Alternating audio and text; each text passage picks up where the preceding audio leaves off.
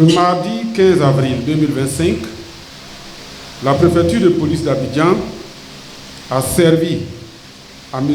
Damana Adia-Picas, deuxième vice-président du Conseil stratégique et politique du PPACI, le CSP, une convocation à se présenter le mercredi 16 avril au service des grandes enquêtes de la préfecture de police d'Abidjan, sans toutefois préciser le motif de cette convocation.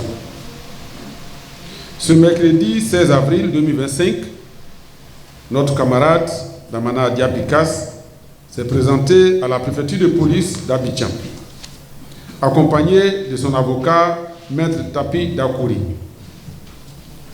Une forte délégation des dirigeants et militants du PPACI a fait le déplacement à la préfecture d'Abidjan pour soutenir notre camarade Damana Adia-Picas, deuxième vice-président du CSP.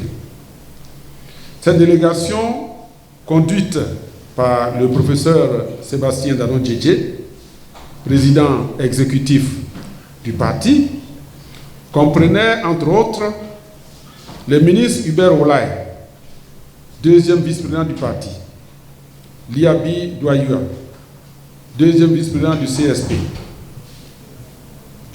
l'honorable Tcheïdé Jean Gervais, secrétaire général et porte-parole adjoint du parti, les ministres Vincent-Pierre Logrou et Georges Armand Ouenien, ainsi que 10 députés du groupe parlementaire PPACI, Madame Jeannette Koudou, vice-présidente de l'école du parti, et bien d'autres membres du secrétariat général. Recevant cette délégation, le chef du service enquête générale de la préfecture d'Abidjan, la préfecture de police d'Abidjan, a expliqué qu'ils ont été instruits par le procureur de la République de convoquer M. Damana Adia-Picas suite à une plainte pour diffamation du sieur Bamba Yakuba, qui fut porte-parole de la Commission électorale indépendante, CEI, lors de l'élection présidentielle d'octobre 2010. L'objet de la convocation, au dire du commissaire Fofana, chef du service, était d'auditionner M. Damana Adia-Picas afin de recueillir sa version des faits incriminés et en rendre compte au procureur de la République qui avait ordonné cette convocation.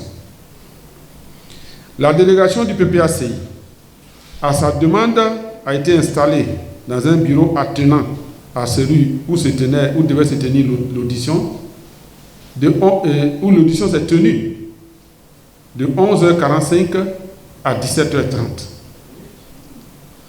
Après cette longue et harassante séance d'audition, nous sommes rentrés à la maison avec notre camarade et attendons aujourd'hui la suite que le procureur voudra bien donner à cette affaire.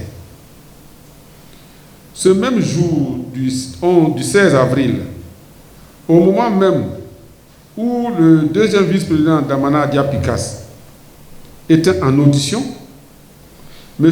Kobena Kwasi Adjoumani, porte-parole du RHDP, affirmait au cours d'une conférence de presse que M. Damana Adia-Picas avait été convoqué pour s'expliquer sur des propos qu'il aurait tenus à la fête de la Renaissance à Dabou le samedi 12 avril 2025. Le PPACI, tout en s'en tenant au motif officiel de la convocation de Damana Adia-Picas, est en droit de se poser des questions. Cependant, le PPACI se donnera le temps de réagir très bientôt à toute cette agitation du régime RHDP que traduisent les propos de leur porte-parole. Le PPACI espère seulement qu'en cette année électorale, le régime RHDP ne s'inscrira pas dans une manœuvre d'intimidation et de musellement du parti du président Laurent Gbagbo et de ses militants dans le but inavoué de les empêcher de mener à bien à terme le combat démocratique engagé pour des élections inclusives et transparentes. En tout état de cause, le PPACI reste plus que jamais déterminé dans ce combat pour des élections inclusives et transparentes. Le parti suivra attentivement l'évolution de cette affaire et appelle ses militants à rester sereins, mobilisés et à l'écoute de la direction.